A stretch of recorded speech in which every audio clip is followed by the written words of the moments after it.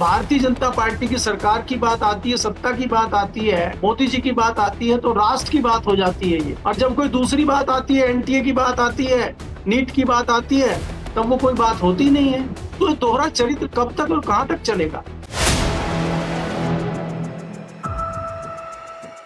नमस्कार दोस्तों, कैसे हैं आप लोग। उम्मीद है आप सभी अच्छे होंगे। राहुल गांधी कह रहे हैं कि 1 साल के अंदर मोदी सरकार गिर जाएगी और इसकी वजह आर्थिक नीतियां रहेंगी। लेकिन यहां हम देख रहे हैं सरकार गिरे ना गिरे, लेकिन नेताओं की भाषा शैली, उनके मुंह से झूठ लगातार बोलना, यानी कि उनके चरित्र का हनन, उसकी गिरावट लगातार जारी है। ये क्यों जारी है, आखिरकार क्या वजह है, इतनी बेशर्मी आ कहां से रही है, करेंगे बात। केपी मलिक जी बृहस्पतिवार हमारे साथ जुड़े।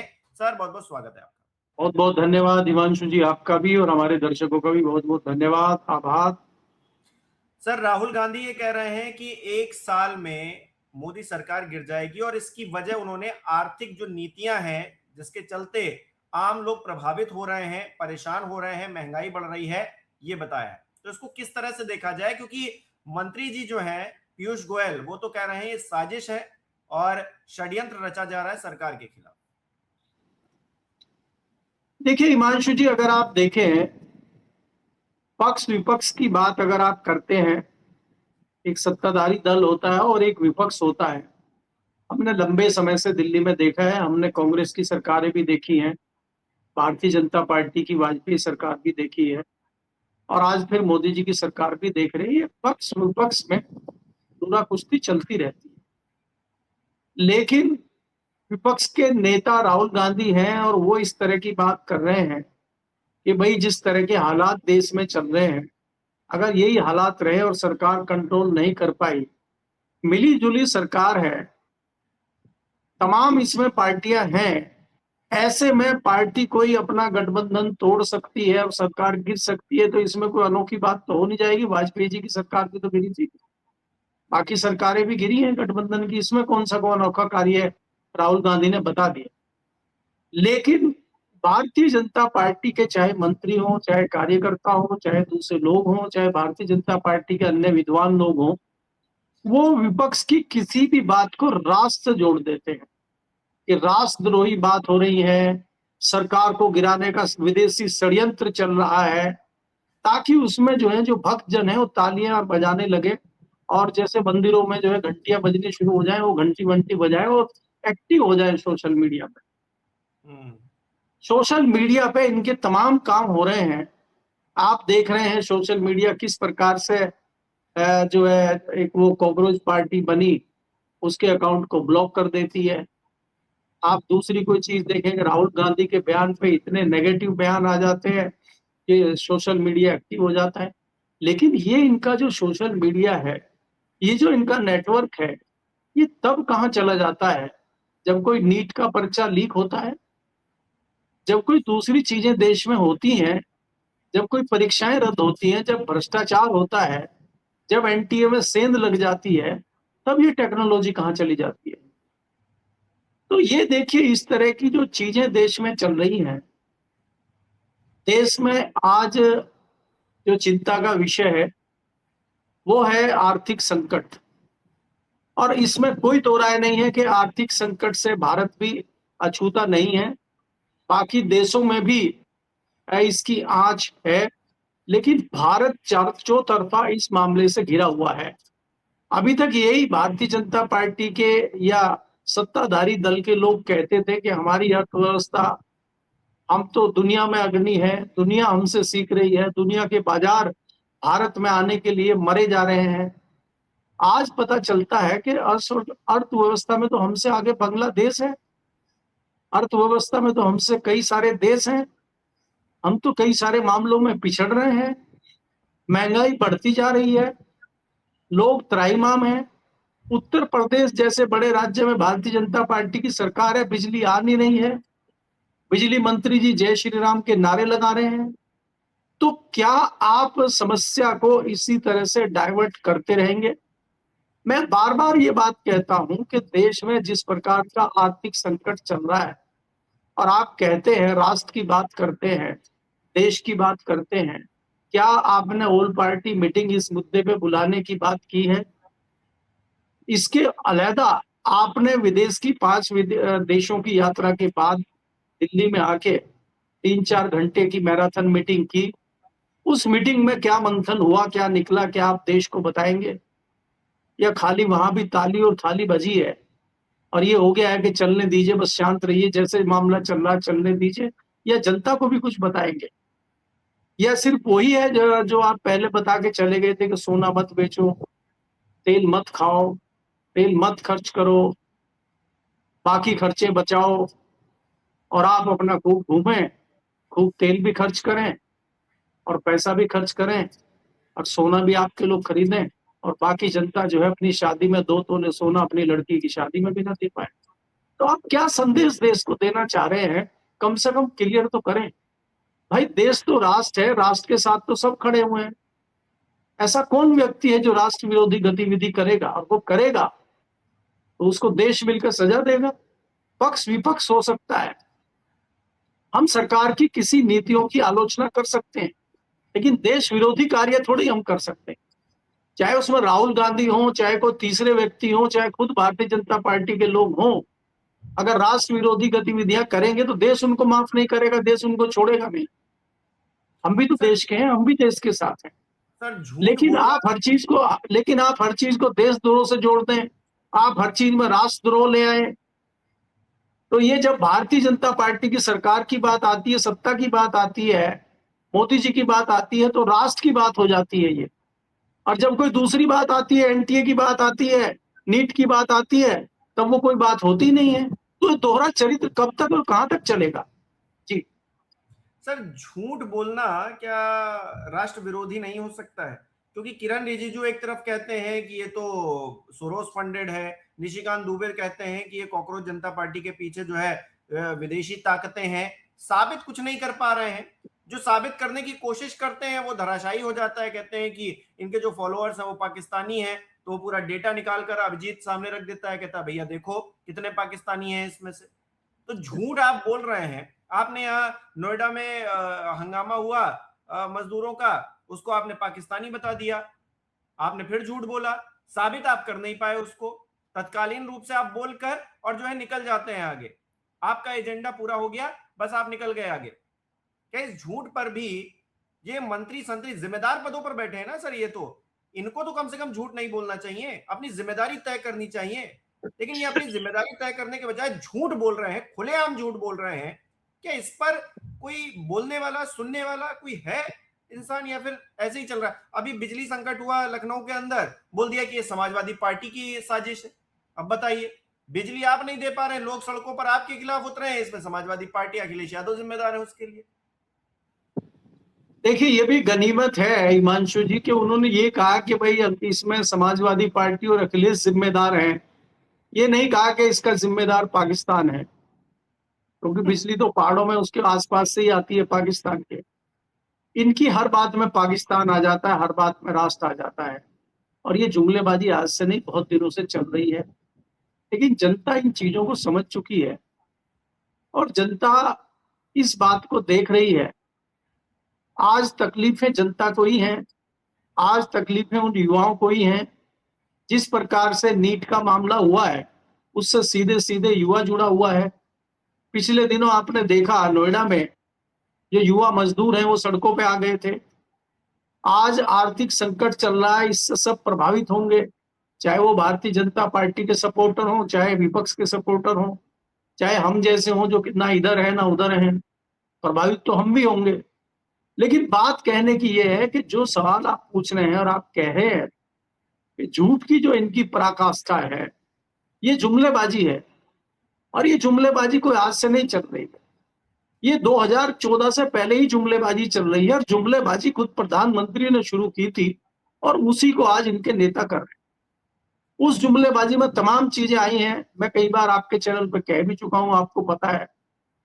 हम सत्ता में आएंगे 2 करोड़ रोजगार देंगे, हम सत्ता में आएंगे तो काला धन वापस लाएंगे। काला धन वापस आएगा तो यूं ही सबको 15-15 लाख रुपया तो अकाउंट में ऐसे ही आ जाएगा। सबके खाते खुलवा दिए थे, लोग इंतजार कर रहे थे जब हमारे खाते खुल गए, मोदी जी 15 लाख भेजेंगे। बाकी उसमें जो डलवाए थे उन्होंने 100-200 रुपए वो बैंक ने चूस लिए। ये SMS चार्ज है, ये फलाना चार्ज है, ये ढिमका चार्ज है, वो भी खींच लिए उनके, जीरो बैलेंस खाते खुले थे, वो जाते रहे पैसे। तो ये जो जुमलेबाजी चल रही है, आप देखिए, मुझे बहुत अच्छे से याद है पश्चिम उत्तर प्रदेश में 2022 में भी रैली हुई थी, 19 में भी हुई थी। प्रधानमंत्री जब आए थे, उनको पता है ये गन्ना का क्षेत्र है, चौधरी चरण सिंह का क्षेत्र है, तो उन्होंने सबसे पहले ये कहा था मेरठ की रैली में, सहारनपुर की रैली में, कि हम एक किसान राहत कोष बनाएंगे, चौधरी चरण सिंह किसान राहत कोष, और उसमें एक ऐसा फंड रहेगा कि जो किसानों को दिक्कत है उसमें से कुछ फंड किसानों को दिया जाए, शुगर मिल को परेशानी है उसको दिया जाए, या कोई दूसरी समस्याएं अगर किसानों को आती हैं तो वो फंड उसके लिए काम करेगा। आज तक तो फंड बना नहीं है। गन्ने का 100% पेमेंट हो जाएगा, ये मैं गारंटी देता हूं। जैसे ही भाजपा की सरकार बनेगी 15 दिन के अंदर अंदर गन्ने का भुगतान हो जाएगा, आज तक नहीं हुआ। बहुत सारी चीजें ऐसी हैं, जब प्रधानमंत्री जी की जुमलेबाजी चल रही है तो बाकी मंत्री संतरी क्या करेंगे वहां, और क्या उनका महत्व है जी। अच्छा सर, ये लोग सोशल मीडिया पर भी, मंत्री खुद भी झूठ बोल रहे हैं, इनके बीजेपी का जो हैंडल है उस पर झूठ बोला जा रहा है, लेकिन कोई उस पर सवाल नहीं कर रहा है। सवाल उससे किया जाता है या फिर टारगेट पर वो लिया जाता है जो सवाल करता है बेसिकली।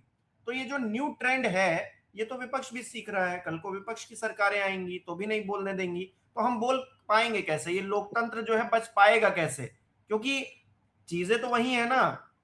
गद्दी पर कोई दूसरा बैठेगा तो वो भी वही तानाशाही, वही चीजें अप्लाई करेगा कि हम खुलेआम झूठ बोलेंगे, हमारी कोई जवाबदेही नहीं होगी, हम नहीं बोलेंगे नीट का पेपर लीक हो गया तो हम चले जाएंगे मीडिया के सामने से, हमारी कोई जवाबदेही नहीं होगी। राहुल गांधी गद्दार बोल देंगे तो हम ट्वीट करने चले आएंगे। तो ऐसा तो विपक्ष भी करेगा। हमेशा भारतीय जनता पार्टी की सरकार रहेगी ऐसा तो है नहीं लोकतंत्र में। देखिए हिमांशु जी, ये बात ऐसी है कि इन्होंने एक पैमाना फिट कर दिया है, और चाहे सरकार किसी की भी आए, किसी भी सियासी दल की सरकार रहे, ये चीजें बदलने वाली नहीं है। क्योंकि आपने जो पैमाना रख दिया है, आपने जो पैमाना रख दिया है वो लागू होगा, और दूसरा आके उसको क्यों बदलेगा? आपने जो चीजें तय कर दी हैं, आपने जो इलेक्शन कमीशन की सेटिंग हो, बाकी दूसरी चीजें हो, आपने जो चीजें तय कर दी हैं, तो उसको कोई क्यों बदलेगा? अगर हम ये आशा लगा के बैठ जाएं कि भारतीय जनता पार्टी ने कानून बदल दिया है कि अब उसमें चीफ जस्टिस ऑफ इंडिया नहीं बैठेंगे, जब चुनाव होगा, चुनाव आयुक्त का, मुख्य चुनाव आयुक्त के चुनाव में चीफ जस्टिस नहीं, प्रधानमंत्री और उनके कैबिनेट मंत्री और विपक्ष के नेता बैठेंगे, तो कोई दूसरी पार्टी की सरकार कल को बनेगी और वो इस फॉर्मूले को बदलेगी, हम ये आशा लगा के बैठ जाए। क्यों बदलेगी वो? उनको भी तो चलना है आगे इसी राह पे, उनको भी तो अपने लिए फायदा चाहिए। तो ये जिस प्रकार के पैमाने सेट कर रहे हैं, आपको याद होगा कांग्रेस के टाइम में ही ये सुप्रीम कोर्ट ने कहा था कि सीबीआई सरकार का तोता है। अब तो सारे ही तोता में ना बने हुए, चाहे वो इलेक्शन कमीशन हो, चाहे ईडी हो, चाहे इनकम टैक्स हो, चाहे बाकी एजेंसियां हो। तो कोई व्यक्ति आके या कोई दल आके इसको बदलेगा, ये मुझे बेईमानी लगता है। और क्यों बदलेगा? उसके लिए तो अच्छा हो गया, पहले ही बदल दिया। वो कहेगा भाई मोदी सरकार में भी तो चलता था, हम भी करेंगे। ये भी तो बता रहे हैं ना, ये तो जवाहरलाल नेहरू तक का निकाल के ले आ रहे हैं कि जवाहरलाल नेहरू ने किया था इसलिए हम भी कर रहे हैं, इंदिरा गांधी ने इमरजेंसी लगाई थी इसलिए हम ये कर रहे हैं। अब ये आपके जो पावर मिनिस्टर हैं, ऊर्जा मंत्री हैं उत्तर प्रदेश के, वो बता रहे ना 10 साल पहले कि अखिलेश यादव ने ये कर दिया था, अखिलेश यादव ने वो कर दिया था। वो अभी भी अखिलेश यादव के पीछे छुप के अपनी जान बचा रहे हैं, अपना नहीं बता रहे हैं कि पिछले 5 साल में उन्होंने क्या किया है। क्योंकि कुछ किया हो तो बताएं। उन्होंने तो स्मार्ट मीटर लगवाए हैं, उन्होंने तो कंपनी के और सरकार के बीच में पुल का काम किया है, इसके अलावा तो मुझे लगता नहीं उन्होंने कुछ किया हो। तो क्या बताएंगे वो? तो इसलिए इनके पास बताने को कुछ नहीं है, इन्होंने सब सिस्टम सेट कर दिया है, और वो जो सिस्टम सेट हुआ है, कोई भी व्यक्ति आके उसको बदलना चाहेगा या बदलेगा, मैं इससे इत्तेफाक नहीं रखता हिमांशु। अच्छा, राहुल गांधी सर कोई बयान दे देंगे तो वो देश विरोधी हो जाएगा, लेकिन ये नेता कोई बयान दे देंगे तो वो देश हित में ही होगा, इस बात को मान लेना चाहिए। मतलब ये सार्वभौमिक सत्य हो गया है कि बीजेपी वाले बोलेंगे वही सच होगा, विपक्ष वाले बोलेंगे वो हमेशा झूठ होगा। ये एक जमात तैयार कर दी गई है जो इस बारे में हमेशा लड़ने को तैयार है। सोशल मीडिया पर एक फौज तैयार है। देखिए, ये दो उदाहरण मैं आपको देता हूं। अगर राहुल गांधी ये कह रहे हैं कि देश में आर्थिक संकट है और ये संकट बढ़ सकता है और ये संकट इतना बढ़ जाए कि लोग नाराज हो जाएं और मोदी जी की सरकार अगले साल गिर जाए, तो ये राष्ट्र विरोधी बयान है। और भारतीय जनता पार्टी के लोग जो भी बयान दें वो देश हित का बयान माना जाए। उत्तर प्रदेश में अगर ऊर्जा मंत्री ये कहते हैं कि जब व्यापारी आके उनको कहते हैं भाई बिजली नहीं आ रही है, बिजली में कटौती हो रही है, फैक्ट्रियां चलाने में दिक्कत हो रही है, तो वो उसका अनसुना करके जय श्री राम के नारे लगवाते हैं और चले जाते हैं वो राष्ट्र हित में। और अखिलेश यादव अगर उसको सवाल पूछ लेंगे उत्तर प्रदेश में बिजली नहीं आ रही है और व्यापारी परेशान है, तो अखिलेश यादव राष्ट्रद्रोही है, यूपी के द्रोही है। तो ये पैमाना किसने सेट किया है? ये तो इन्हीं के भक्तों ने किया है ना। पैमाना सेट हो गया है। इसीलिए मैं आपको कह रहा हूं कि ये पैमाना बदलेगा नहीं, पैमाना ऐसे ही रहेगा। कल को विरोधी दल के नेता सत्ता में आएंगे और सत्ताधारी दल विरोधी के यहाँ जाएगा, तो फिर ये भी ऐसे ही करेंगे और ये इनको बताएंगे कि आप भी तो ऐसे ही करते थे। लेकिन इसमें पिसेगा कौन? इसमें पिसेगी जनता, क्योंकि जनता को भरमाना, जनता को मूर्ख बनाना अब इनको आ गया है लोगों को, और नेताओं ने समझ लिया है। देखिए, आप देखिए, किसी भी राज्य में देखिए, आप महाराष्ट्र शुरू कर लीजिए, महाराष्ट्र हो, हरियाणा हो, दिल्ली हो, बिहार हो, वेस्ट बंगाल के चुनाव हाल ही में जो जीते गए हैं, कहीं आपने मुद्दा देखा कोई भ्रष्टाचार का मुद्दा हो, कोई रोजगार का मुद्दा हो, कोई शिक्षा का मुद्दा हो, कोई स्वास्थ्य का मुद्दा हो, जिस पर चुनाव हुए हो, जिस पर लोगों ने वोट दिया हो? तो लोग किस पे वोट दे रहे हैं? लोग धर्म पे वोट दे रहे हैं, धार्मिक आस्था पे वोट दे रहे हैं, लोग जो है जाति पे वोट दे रहे हैं, लोग क्षेत्रवाद पे वोट दे रहे हैं। लोग भी तो वोट उसी हिसाब से दे रहे हैं। तो नेताओं ने सीख लिया है कि वोट किस प्रकार से मिलेगा। वोट सिर्फ जुमलेबाजी से मिलेगा, तो बड़ी बड़ी जुमलेबाजी करिए, चुनाव जीतिए। ये पैमाना सेट कर दिया गया है और ये पैमाना बहुत अच्छा चल रहा है। आपने, आखिर में बताता हूं कि आपने एक वीडियो प्रधानमंत्री जी की देखी होगी आजकल, कि वो बता रहे हैं कि ये जो अभी वेस्ट बंगाल के मुख्यमंत्री बने हैं उनके बारे में चटकारे लेते लेते प्रधानमंत्री जी रैली में भाषण दे रहे हैं कि उनका तो मासूम चेहरा था, वो तो ऐसे जेब में डालते थे, खुलेआम रिश्वत लेते थे। और फिर ये कह रहे हैं कि इनको जिताओ, इनकी सरकार बनाए, और सरकार बना के आशीर्वाद दे के भी इनको आ गए। तो मोदी जी से कोई सवाल पूछेगा कि मोदी जी आप तो बता रहे थे ये सबसे बड़े भ्रष्टाचारी है, अब ये कैसे एकाएक जो है ईमानदार हो गए, हरिश्चंद्र की औलाद बन गए? तो ये बताएंगे कि हमने इनको वॉशिंग मशीन में से निकाल दिया है और हमने इनको आशीर्वाद दे दिया है, इसलिए पवित्र हो गए। कौन पूछेगा ये सवाल? कौन बनेगा राष्ट्रद्रोही? सर, एक कहावत है, एक मुहावरा है, खुला खेल फरुक्काबादी। तो ये वहीं चल रहा है, खुला खेल हो रहा है, सबको दिख रहा है क्या हो रहा है, बावजूद इसके अगर कोई बोलेगा तो उसका मुंह दबा दिया जाएगा। तो किस तरह के व्यवस्थाएं चल रही हैं अपने आप में, मतलब इस पर चर्चा करनी चाहिए, आम आदमी को चर्चा करनी चाहिए, चाहे कि दुकानों पर इस बात पर चर्चा होनी चाहिए कि आखिरकार ये जो झूठ बोला जा रहा है, खुलेआम झूठ बोला जा रहा है, उससे तो कम से कम इन नेताओं को बचना चाहिए। बहुत बहुत शुक्रिया सर हमारे साथ तमाम बातचीत के लिए, तमाम जानकारी साझा करने के लिए। हमारे दर्शक इस तरह से देख रहे हैं इस विषय को, क्योंकि राहुल गांधी कह रहे हैं कि 1 साल में सरकार गिर जाएगी। इससे पहले जो है अरविंद केजरीवाल ने भी कहा था। तो सरकार गिरे ना गिरे, लेकिन नेताओं का जो चरित्र है, जो उनकी भाषा है, वो तो ना गिरे कम से कम। इतना तो इस लोकतंत्र में हम एक्सपेक्ट कर सकते हैं इन नेताओं से, या फिर ये भी नहीं कर सकते। अपनी राय कमेंट बॉक्स में जरूर बताइएगा। इस वीडियो को लाइक करना, शेयर करना मत भूलिएगा। हमारे चैनल को सब्सक्राइब नहीं किया तो वो भी जरूर कीजिएगा। आप हमें सहयोग भी कर सकते हैं ज्वाइन बटन पर क्लिक करके। बहुत बहुत धन्यवाद।